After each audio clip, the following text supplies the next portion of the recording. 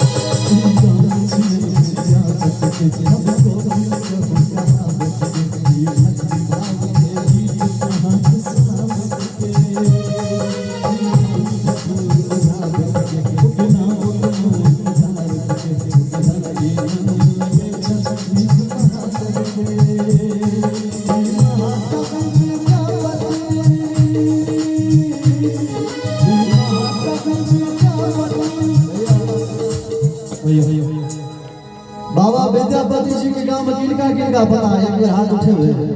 जिनका सबके पता है बाबा विद्यापति जी के गांव बता दियो किनका किनका पता है हां सब बुझल है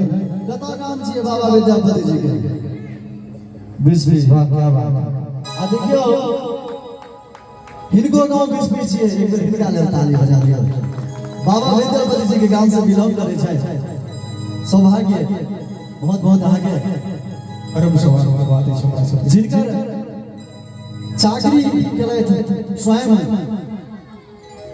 भोलेनाथ जी के वही गांव से बिलोंग करे छै ई बहुत गर्व के बात ई महाकवि विद्यापति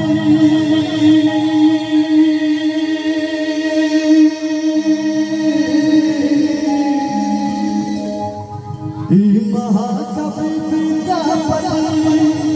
छठ बिस्बी गाँव के हम गर्व गुना में करे हम जितना के हम गर्व गुना में करे हम जितना